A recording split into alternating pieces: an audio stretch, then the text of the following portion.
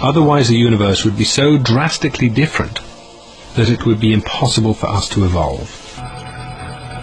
That the cosmological constant arrived at such a tiny value by chance seemed to be out of the question. Ils sont nombreux à dire que finalement, quand on regarde l'univers, surtout à l'origine, eh bien, on constate qu'il ne peut pas être né par hasard, et que le hasard n'a aucun rôle, et que plus on remonte loin dans le temps, donc plus on remonte vers le Big Bang, plus on trouve un univers qui est ordonné, réglé, ajusté.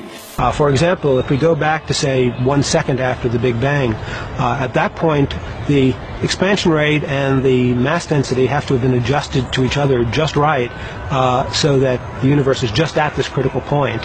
If the universe at that point were expanding just 1 part in the 15th decimal place faster, the universe would have flown apart without galaxies ever having had a chance to form.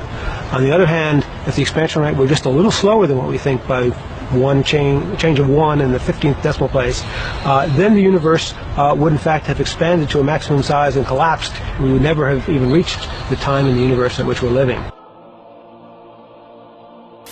Alors, ajuster comment? Eh bien, il existe ce qu'on appelle des paramètres cosmologiques.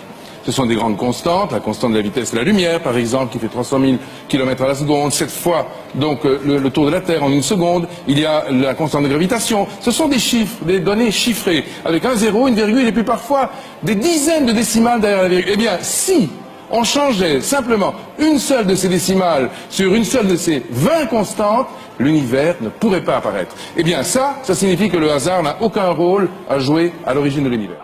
How did this come about, this rather terrific luck? Of course, one of the first explanations that comes to mind is that there was a tuner or a creator, or if you like, God. And obviously for people of a theological disposition, the idea that the fine-tuning is evidence of God, of course, is wonderful.